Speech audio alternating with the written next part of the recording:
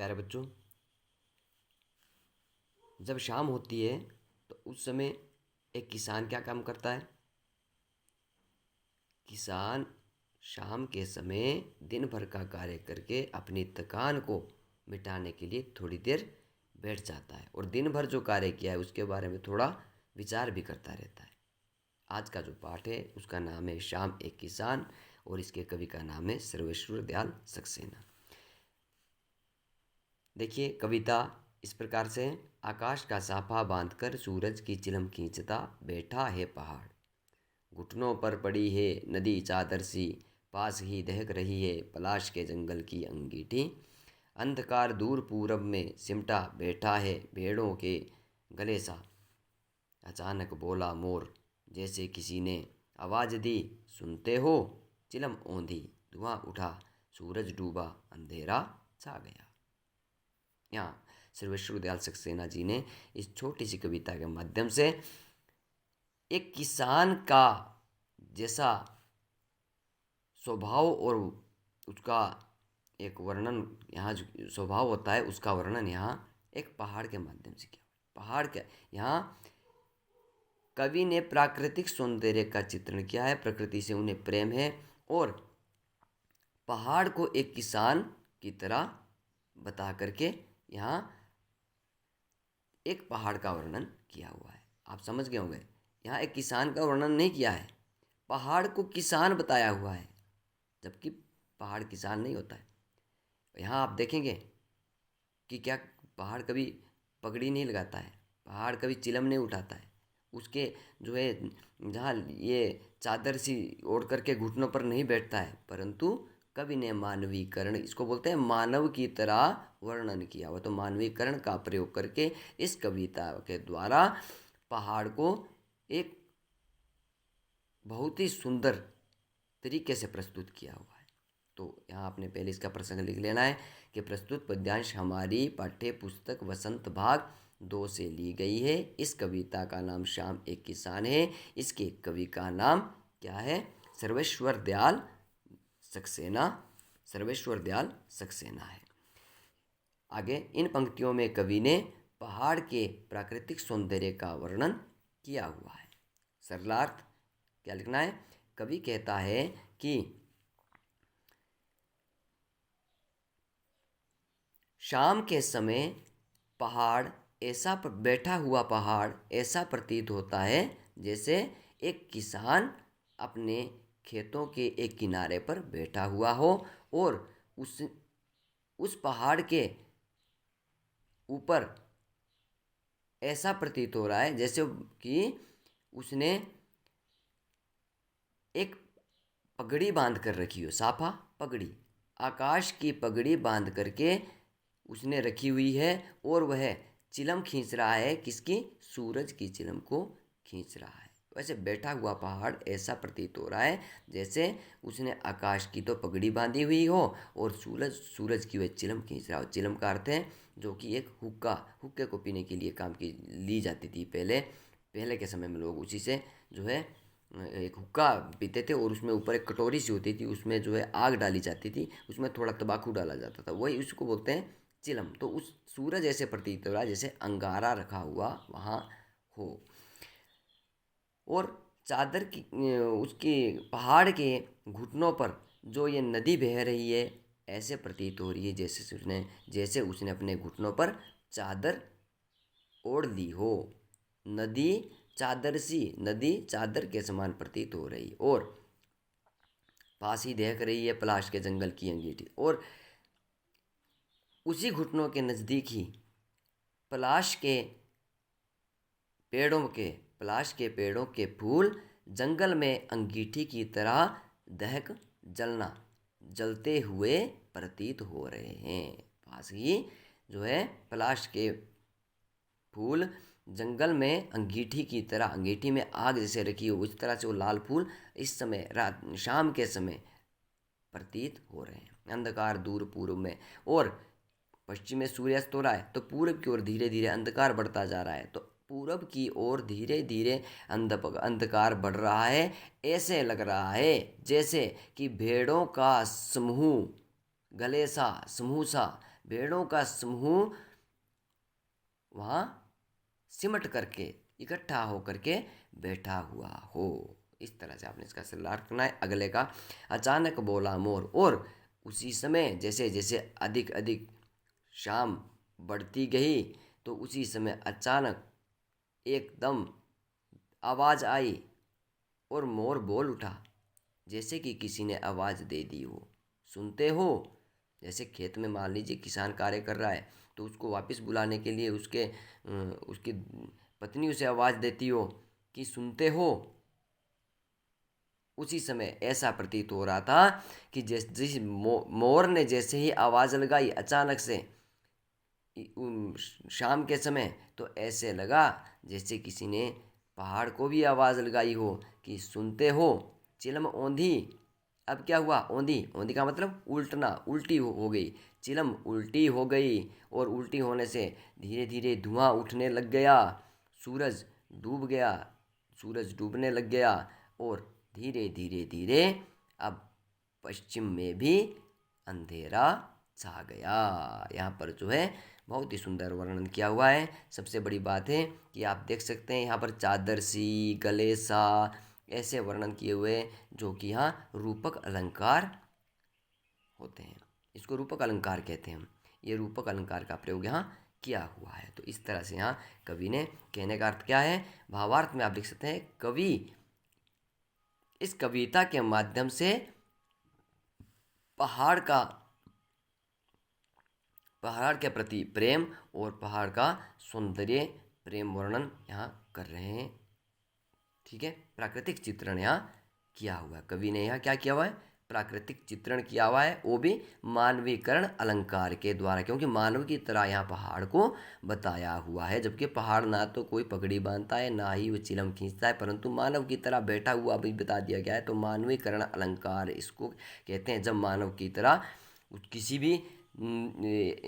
भी ऐसी निर्जीव वस्तु को मानव की तरह बता दिया जाता है तो उसको बोलते हैं मानवीकरण अलंकार। तो यहाँ मानवीकरण अलंकार के द्वारा रूपक अलंकार का प्रयोग भी यहाँ किया हुआ है। इसी तरह से हम जो है आगे इसके बारे में थोड़ा सा इसका भावार्थ लिखा हुआ है कि कवि ने किसान के रूप में जाड़े की शाम के प्राकृतिक दृश्य का चित्रण किया है। इस प्राकृतिक दृश्य में पहाड़ बैठे हुए एक किसान की तरह दिखाई दे रहा है।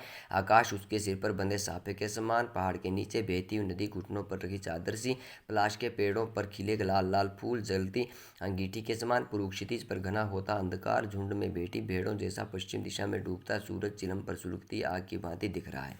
यह पूरा दृश्य शांत है। अचानक मोर बोल उठता है और आपको मालूम है कि शाम के समय बिल्कुल शांत जो है वातावरण उस समय हो जाता है। अचानक मोर बोल उठता है, मानो किसी ने आवाज़ लगाई, सुनते हो। इसके बाद ये दृश्य घटना में बदल जाती है। अब घटना में बदल जाती है, चिलम उल्ट जाती है, आग बुझ जाती है, धुआं उठने लग जाता है, सूरज डूब जाता है, शाम ढल जाती है और रात का अंधेरा छा जाता है। क्योंकि आपने देखा होगा कि जैसे ही रात्रि होने लगती है तो घरों में लोग आग जो है जला करने शुरू कर देते हैं, तो धुआं उठना शुरू हो जाता है और अंधेरा छाना शुरू हो जाता है। तो ये सब बातें उसके बाद जो है घटनाएं घटित होनी शुरू हो जाती है। इसमें कुछ प्रश्न भी आगे दिए गए हैं। इस कविता में शाम के दृश्य को किसान के रूप में दिखाया गया है। यह एक रूपक है। इसे बनाने के लिए 5 एक रूपताओं की जोड़ी बनाई गई है। उसे उपमा अलंकार कहते हैं। उपमा कहते हैं यहाँ पर इसको उपमा कहा है। उपमा इसको वैसे मुख्यतः उपमा इस बात को हम कह सकते हैं कि जो यहाँ कहा गया है, जैसे आकाश का साफा बांधकर बैठा है पहाड़, पहाड़ को किसान का रूप दे दिया गया। ये एक उपमा अलंकार है जिसमें कि पूर्णतः ही उसको ये बताया गया, ये नहीं है कि ये एक पहाड़ की तरह है। ये बताया पहाड़ जो है वो किसान है, तो उसको हम ये कह सकते हैं उपमा अलंकार। और चादर सी, ये सब रूपक अलंकार जहाँ सा लग जाता है कि एक के समान हो, वो रूपक अलंकार को माना गया है। तो यहाँ जो भी इस तरह से लिखा है, इसी तरह ये तीसरी एक रूपता ये दिखाई गई है, नदी चादर सी। आप यहाँ कहा कि चौथी पांचवी एक रूपताओं को खोज करके लिखें। तो चौथी और पांचवी एक रूपताओं को भी हमने यहाँ लिखना है। तो यहाँ आप जो है ढूंढ करके देख सकते हैं कि जैसे सूरज की चिलम खींचता, यहाँ आ चुका है, सूरज की चिलम खींचता हुआ। ठीक है, एक जो है पलाश के जंगल, ये देखिए पलाश के जंगल की अंगीठी, ये भी हमारे पास एक एक रूपता या साथ में है। और एक आ जाती है, देखिए एक इसमें से, हाँ ये भेड़ों के गले सा, सिमटा बैठा है भेड़ों के गले सा, अंधकार दूर पूर्व में सिमटा बैठा है भेड़ों के गले सा। इस तरह से आप जो है इसकी एक रूपता को ले सकते हैं। 5, शाम का दृश्य अपने घर की छत या खिड़की से देखकर बताइए। शाम से कब से शुरू हुई है आप खुद देख सकते हैं। कितने बजे आपके घर से शाम कब से शुरू हुई? 5 बजे, 6 बजे, 7 बजे, 7 बजकर, 6 बजकर कितने मिनट पर, तब से लेकर सूरज डूबने में कितना समय लगा, कितना समय लगा जब शाम शुरू हुई, कि 5 मिनट, 10 मिनट, वो आप देख सकते हैं उसे। इस बीच आसमान में क्या क्या परिवर्तन हुए, और उस बीच क्या हुए, जैसे जैसे जैसे सूर्य नीचे की ओर, पहले लाल रंग था, फिर धीरे धीरे जैसे नीचे आने लगा, फिर और लालिमा थोड़ी और घनी होनी शुरू हुई, फिर अंधेरा छाना शुरू हुआ। वो आप परिवर्तन स्वयं अपने छत पर जा करके देख सकते हैं। मोर के बोलने पर कवि को लगा जैसे किसी ने कहा हो सुनते हो। नीचे दिए गए पक्षियों की बोली सुनकर उन्हें भी 1 या 2 शब्दों में बांधिए। इसमें इसमें आपने ये बताना है कि जैसे कबूतर कैसे बोलता है, गुटरगू, कौवा कैसे बोलता है, काँव काँव, और ये आगे जो है मैना कैसे बोलती है, ट्वें ट्वें, तोता कैसे बोलता है, टें टें, हैं, चील की आवाज़ कैसे, ची ची, हंस की आवाज़ क्वें क्वें, इत्यादि आप वहाँ साथ में ले लें। कविता से आगे, इस कविता को चित्रित करने के लिए किन किन रंगों का प्रयोग करना होगा? हाँ, किन किन रंगों का, ये आप यहाँ लिख सकते हैं। कैसे रंग, देखिए शाम के समय में वैसे तो 7 रंग, 7 के 7 रंग चाहिए हमारे पास। मुख्यतः जो है वहाँ पर लाल रंग, काला भी, काला, नीला, और जो भी है, जो इस प्रकार के सफ़ेद रंग थोड़ा आपको वहाँ दर्शाने के लिए आवश्यक है। शाम के समय ये क्या करते हैं पता लगाइए और लिखिए। पक्षी क्या करते हैं? चहचहाते हैं, है ना। शाम के समय खिलाड़ी क्या करते हैं? खेलते हैं। और फल वाले क्या करते हैं? फल वाले क्या करते हैं? सामान जो है बेचकर घर के लिए वापस चलने लग जाते हैं। माँ क्या करती है? बच्चों को भोजन बनाना शुरू करती है, बच्चों को घर बुलाती है। पेड़ पौधे क्या करते हैं? पेड़ पौधे जो है चहल पहल से झूमने, हवा से झूमने लगते हैं। पिताजी क्या करते हैं? काम करके वापस घर की ओर आने लगते हैं। किसान क्या करता है? किसान खेतों से काम करके थोड़ा विश्राम करके घर आने लग जाता है। जैसे यहाँ बताया है पहाड़ बैठा हुआ है, उसी तरह किसान शाम के समय बैठता है थोड़ा, और फिर आराम विश्राम के लिए बैठता है। बच्चे बच्चे क्या करते हैं? शाम को खेलने की आवाज़ उनकी बहुत आती है शाम के समय, और खेलने के बाद वे घर की ओर दौड़ना शुरू कर देते हैं। हिंदी के एक प्रसिद्ध कवि सुमित्रानंद पंत ने संध्या का वर्णन इस प्रकार किया है। संध्या का झुटपुट, बांसों का झुरमुट, है चहक रही चिड़िया, टी टी, टूट टूट। ऊपर दी की कविता सर्वेश्वर दयाल जी की कविता में आपको क्या मुख्य अंतर लगा?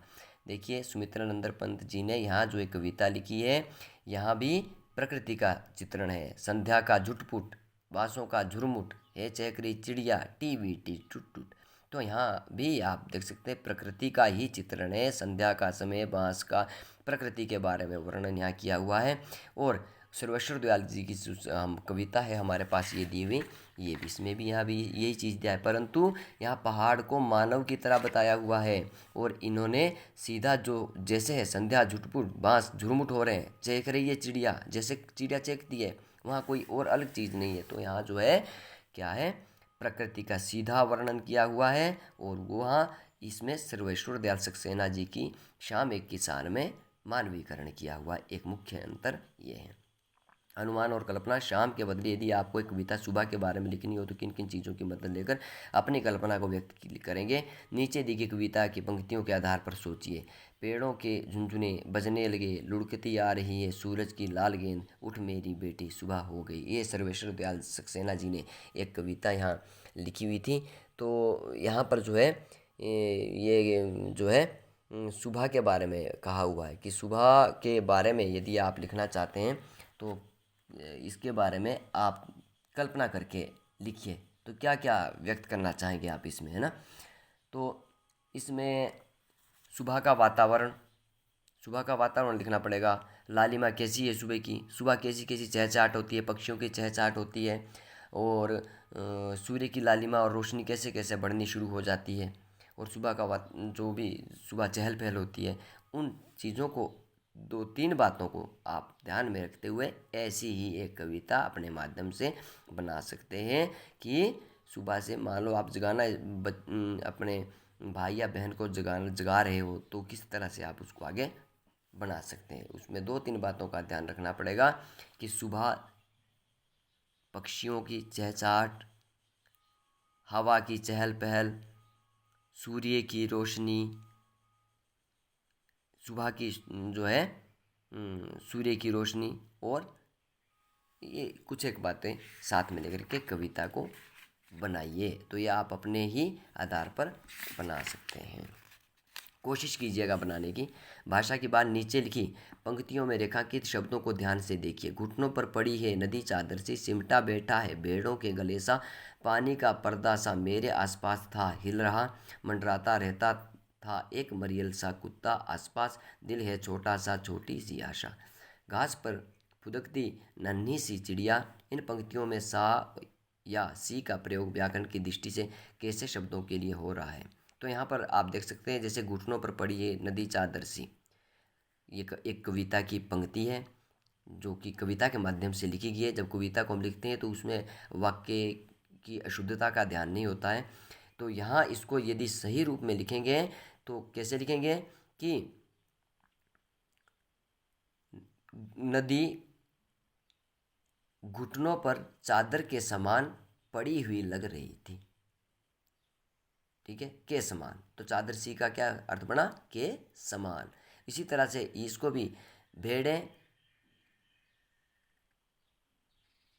बैठी हुई, भेड़ें समूह समूह में,